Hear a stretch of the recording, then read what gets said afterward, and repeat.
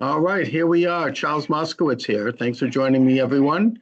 And my guest is Ken LaCorte. Ken is the founder of LaCorte News. With a motto of news unspun, talk uncensored, the site highlights media malfeasance and Silicon Valley censorship. Ken was a senior executive at the Fox News Channel, where for the last decade he's headed an editorial team at foxnews.com. Ken, thanks for joining me today. Hey, Charles. So, Ken, you're in California. Talk a little bit about your situation, where you are, how things are for you. Well, for me, it's kind of boring. I actually am a little disappointed that they put us in lockdown and my life barely changed. I still, I'm in a small. Still go back and forth with that, but it's a bike ride or a small car ride up. So the only things that are really different from my point of view is restaurants and bars are closed down, but that's in most places. That any kind of non-essential things, but things I normally don't go to during the week. So outside of wanting to go to a restaurant over the weekend, it really didn't affect kind of my life personally. One thing that they just did here, which I now think is kind of getting to the height of beyond science and it just into silliness, is they're closing off some of the parks. No. And it's like seems, yeah, from what we know about how this spreads, the concept of you walking in a park and catching it from somebody else is kind of ridiculous. And so it's like, I guess you can never be too safe, but the reality is you can. I mean, we're still, right. The number of cases in our region are 1 out of 10,000 people. So the odds are still on our side. And the concept that people are getting that nervous and look, the has ginned people up. I know old people who are wearing masks 24/7 in their own house by themselves. That's right. I know people have different levels of comfort with this, and some people are very phobic about it. But at the same time, in a way, I think probably the rationale behind the parks ban is because people are going out and acting like nothing happened. Like in the South Beach and in Florida. And now they're coming back with COVID-19. Yeah, it's that kind of a thing. I mean, I'm not saying I support that. Yeah. A friend of mine is a city manager in South Florida, and he just closed off his beach. And his point was all the other ones had done it, so all the people would have really jammed up their beach, so they felt it was the right thing to do too. Now, how long? Do you have any idea how long? I know you're not a doctor, you're a journalist, but how long what does your information tell you in terms of when this whole thing is going to be over? I mean, when are we supposed to hit the curve and get on the other side of it? No, so I've been studying it a lot. Obviously, that's a fun thing to do now. I think we're getting probably within a week of getting over it. If you look, there's only 2 countries that have really gotten past this. China, and let's just assume that a lot of Chinese numbers you have to take with a grain of salt, and South Korea. And of course, there could be secondary infections later coming up, and we could be stamping this out through summer, and then hopefully the warmness of summer helps us out. But if you looked at most of the other countries, Italy is still on a rise, and we are, depending on when you start the clock, we might have become affected at the same time as Italy. But a lot of scientists will start the clock when they've got the first 100 infections in a country or something. But in the other 2 that it went over, there was a bell curve after about 3 weeks, 4 weeks, and we're getting up to that in about a week. So unless it somehow operates differently in the United States than it did in those other countries, which is, I guess, a possibility, one would hope that it would do the same thing. And Italy seems to be an outlier on the other end. They just seem to be not doing things well. But if you look at America, the per capita death rate of this, we're very, very low compared to most of the other countries that kind of had. Some countries really, they're either lying or they haven't got it much at all.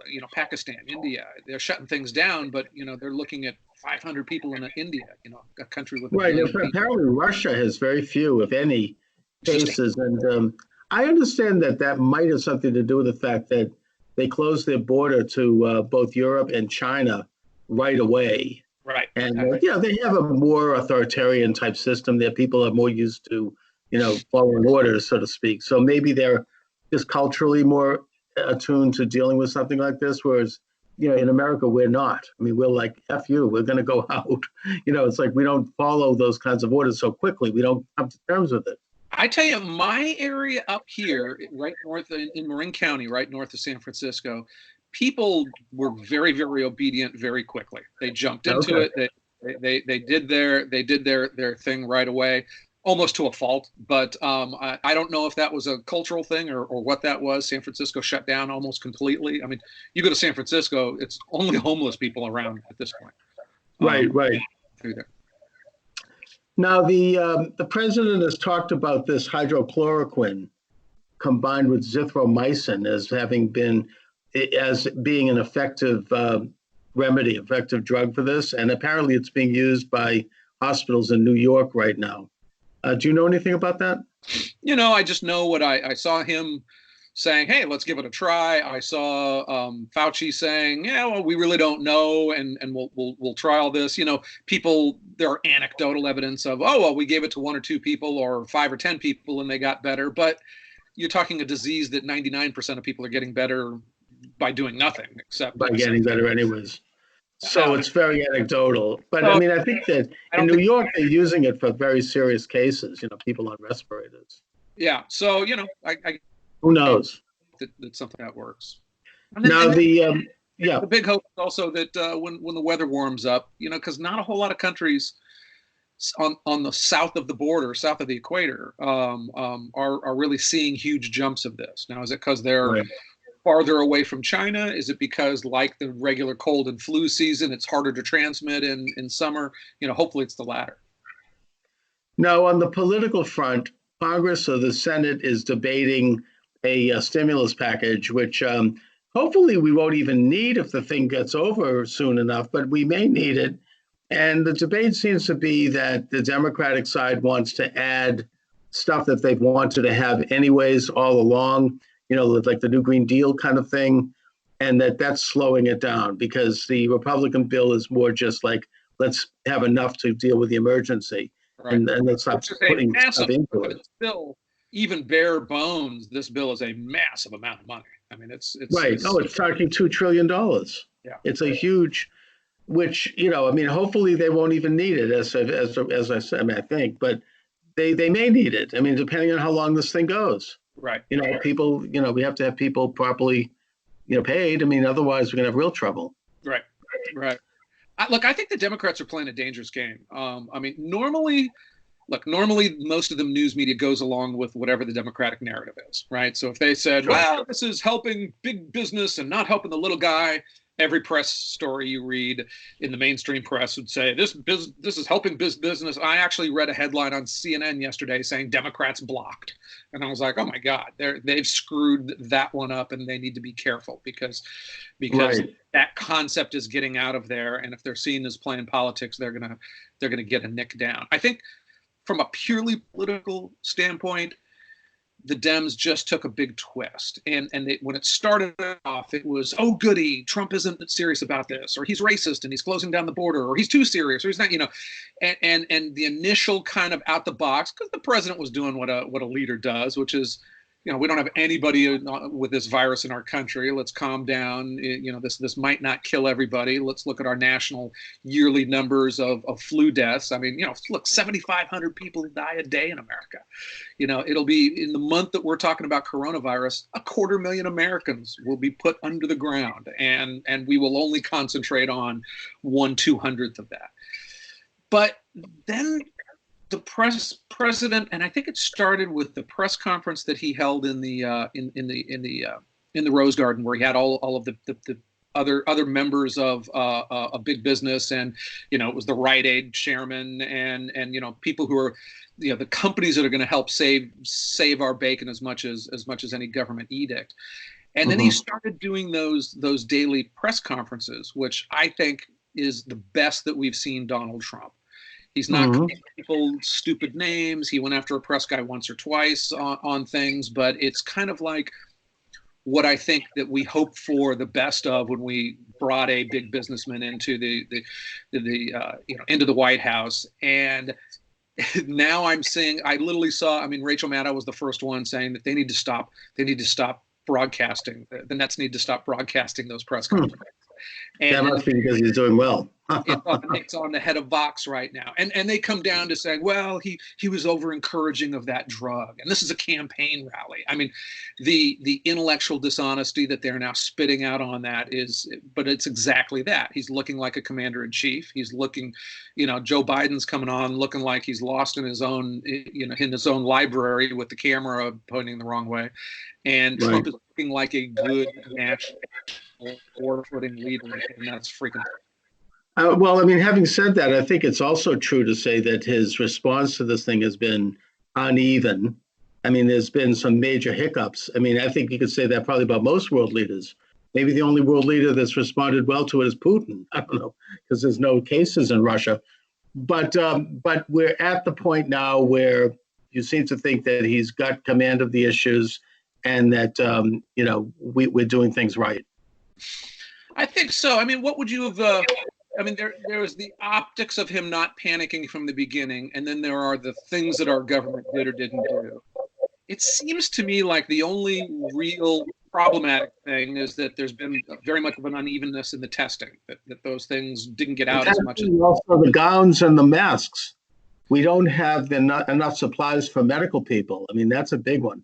Yeah. Not that you can throw the finger of blame, but I've heard people say that he needs to enforce elements of the Emergency Act, and that'll make the masks be manufactured faster than they are now. Is that true?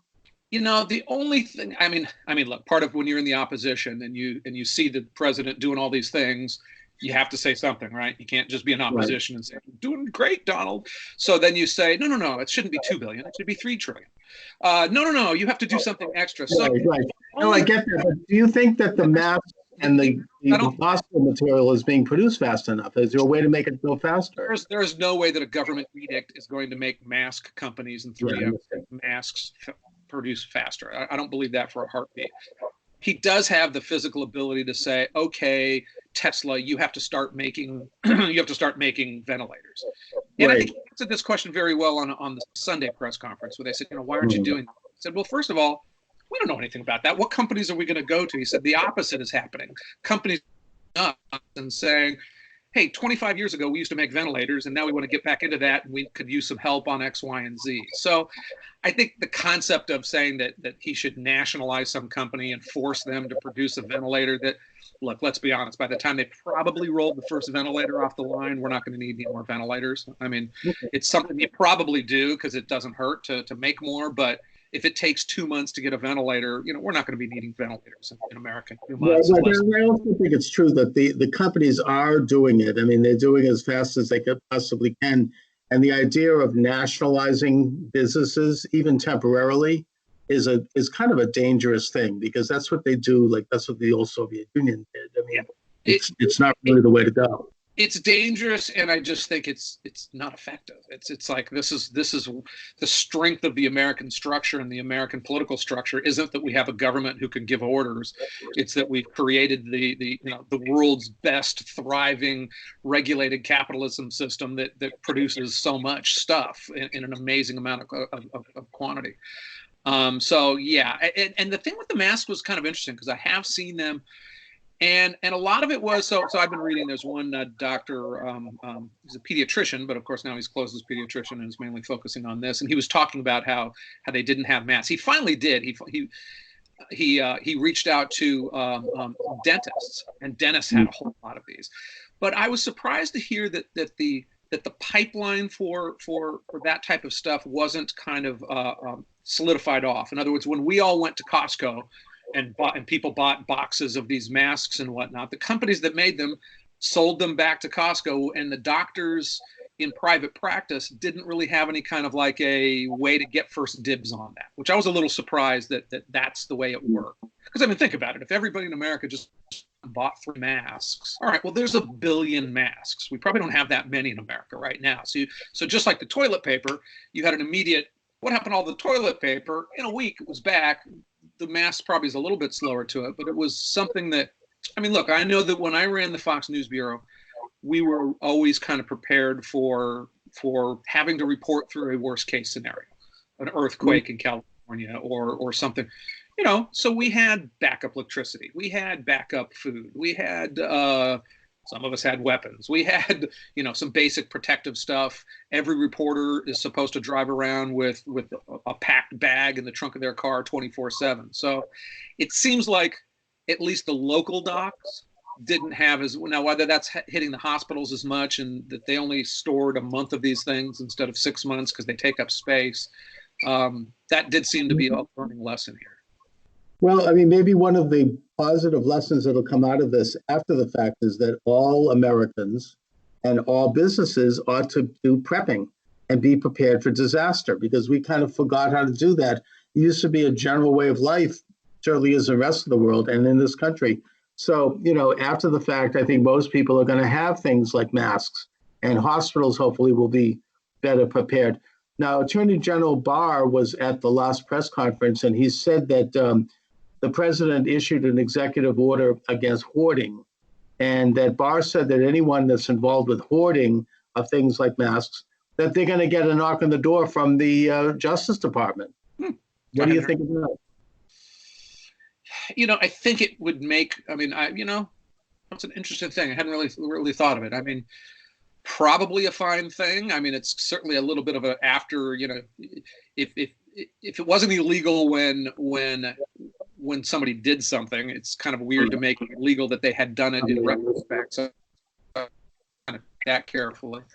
It seems like some of the stores would have done a little bit of maybe a voluntary, hey, walk out with one super huge thing of toilet paper instead of 20, but you're always going to have some people doing a little bit of that. It seems like we're getting past that issue a little bit in the supply things. Look, what we've been crazily fortunate of is, America's supply chain hasn't slowed down one bit. If this, instead of having a 1% fatality rate, had a 10% or 20% fatality rate, and people weren't showing up at the electricity stations, and they weren't showing up at the farms, and they weren't showing up to drive trucks, then we'd have a radically different thing going on right now. Yeah, right. We just saw something in the news the other night that the truckers are moving up as fast as ever, and that we heard from them. They said be very assured that the supermarkets are being fully stocked and that everything seems to be functioning. Okay. I mean, literally, I live in California, and I ran the numbers last night. 1 out of 20,000 people have this in California. It's like, it's good to tamp it down, be safe, but that's still one person per town. I mean, that's but the point is that to make sure it doesn't become 10 persons per town, we have to kind of isolate a little bit until. And it's not a good reason to not do it, but it's not a good reason to worry that you're not going to get food coming into your place until. Well, that's true too. But even then, I mean, in my family, we're like wiping everything down, to make sure that it doesn't have anything on it. Right. And LaCorte, you are the editor of a news site. Would you like to give out information on how people can get to that site and how they can get more information about you and your work? Sure. It's LaCorte News, humbly named after myself, LaCorteNews. We try, look, there's a lot of news sites out there doing a lot of the same thing. We try to find those areas where we're looking at and running opposite from the media herd. And a lot of that is just, certainly the last 2 weeks, we don't want to be like, no problem at all, don't worry about it, hug a Chinese, everything's cool. But I'm kind of a big believer that the national media, in this instance, has just gone in complete hyperactive, hyper mode right now. And so, and I also think that, and we like to point this out a lot and explain it to people, because people still think that a lot of the national news media just leans a little left. They don't. They're actively trying to unseat this president. They're hardcore. The vast majority of the companies that their news products by name. And this latest. I mean, can you imagine journalists getting together calling for Trump's press conferences to being stop being aired? I mean, it's like what? Yeah. And it started with Rachel Maddow. There'll be a time if he stops them, then they'll say, well, he's not leading. Where is he? Now he's doing them. He's attacking. Yeah. And it's like, and I watched him, and I'm a pretty smart guy, and I found him to be fascinating. I mean, is it him putting the best spin on things? Absolutely. But, to have him and 3 or 4 or 5 members of the top parts of government talking about specific things that they're doing and not doing and why they're not doing certain things. I learned more from one press conference over the weekend watching that than I've learned from reading all sorts of things. And to me, that's just the latest example of this will be of the media basically being a functioning arm of the Democratic National Convention or Committee. It does seem that way. Anyway, Ken, listen, I want to thank you for joining me, and I'd like to do it again sometime. I'd like to talk a little bit next time, maybe about your career at Fox News. Oh, that'd be great. That'd be great. Well, Charles, I enjoyed this. Thank you. All right. Have a good afternoon, and be careful. All right. Thanks a lot.